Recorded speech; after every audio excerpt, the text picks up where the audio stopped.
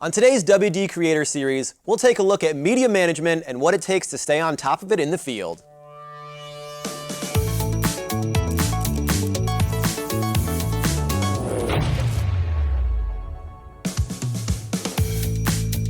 What's up, everybody? I'm Curtis Kingsley, and welcome to the WD Creator Series. So let's say you're a photographer and you're in a photo session.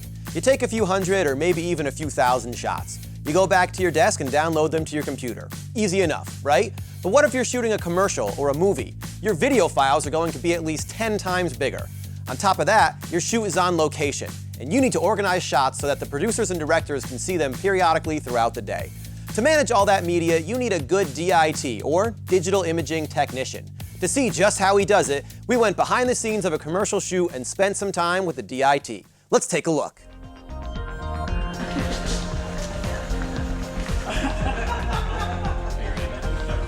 All right, here we go. Action. Yeah, my name's Andy Reynolds. I'm a DIT, which stands for Digital Imaging Technician. Back in the old day, we would be camera loaders. We're like the digital guys that handle all of the digital media now. Once the media comes out of a camera, it is my job to make sure that it gets backed up onto a main drive and a backup drive, and to check to make sure that all of the media is there, that it's not corrupt. A lot of DITs that do on-site coloring and grading will do all that stuff. It's cool to be able to have a DP come over and say, hey, here's your image after it's been graded because you've been shooting in log. This is what it looks like. My job is redundancy, essentially. The old school way we used to do, which is called drag and drop, which a lot of people are familiar with. You probably do it at home, and you create a new folder and you create a file structure. But nowadays they have media management software, which is great because it automates everything. I can essentially drag my media once and point it to 100 hard drives if I wanted to, and just with the click of a button. So it eliminates the human error of going, oh, did I forget to drop that card into this folder, which is really nice. It's a major time saver, but also big peace of mind, and it's affordable. It's affordable, professional way to handle a lot of media.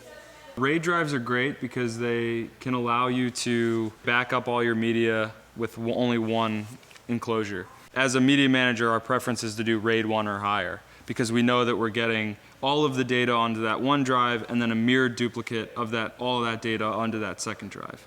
And a lot of systems, like Western Digital has a great system where you can actually pull a tab out, pull that hard drive out, and replace it with something that has more disk space on it. You've bought that enclosure, you've invested in that closure, but at any point in time you can upgrade your storage capacity, which is great.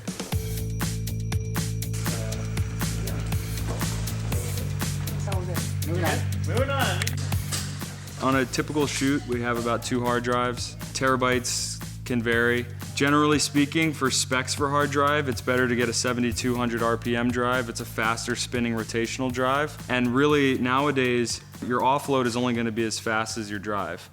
We're like the guys that stand around on set, but we're really important. I encourage all producers to hire us and not have PAs or production coordinators handle the media. It is a job that does require knowledge, skill, a little bit of OCD. It's always fun for the producer as a media manager and DIT because obviously we're usually one of the last people on set.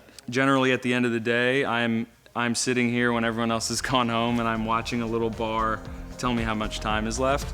And that's when the producer says, hey, how much longer are you gonna be? And I'm like, can you make it go any faster? And it's, no, you can't, but I like to have that talk with the producer first and say, spend the money, get the more expensive drive that's more reliable, that is faster, because at the end of the day, I'll be off the clock faster and you get to pay me less. Joining me now is our very own WD Tech expert, Leonard Brewer. Leonard, thanks for joining us. Thanks for having me. So Leonard, the production that we just saw is pretty typical of a commercial you would see on the web or local TV. And as we saw from the work that the DIT was doing, he was moving a lot of data from those cards coming off the camera.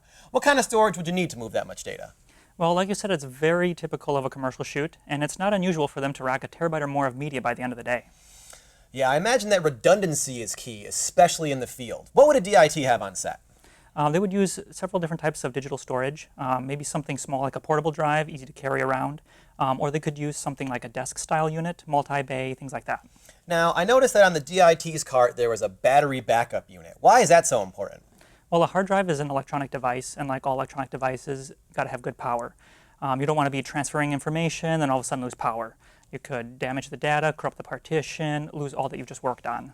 Yeah, speaking of that, we probably all have that friend, or maybe you are that friend who thinks that you're okay with just redundancy. And as we all know, redundancy does not equal backup, right, Leonard? That is correct. Redundancy is typically protects you from a single drive failure. A backup is having all of your information stored in a separate physical location. That way, if you happen to be going somewhere and you drop your drive, there goes everything. So then you have to go get your backup. And as we know, data recovery isn't always successful. Yeah, sometimes you learn that lesson the hard way. Or in my case, you learn that lesson the hard way twice. Well, thank you, Leonard. I really appreciate it. Thank you. All right, that's it for this episode. If you have questions or comments, please leave them below. And if you have any topics that you'd like us to cover or questions for our experts, please leave those too. We definitely want to hear from you. Don't forget to give us a like on all the socials and be sure to subscribe to our YouTube channel for more tips, tricks, and ideas to keep you creative. Thanks for watching. We will see you next time.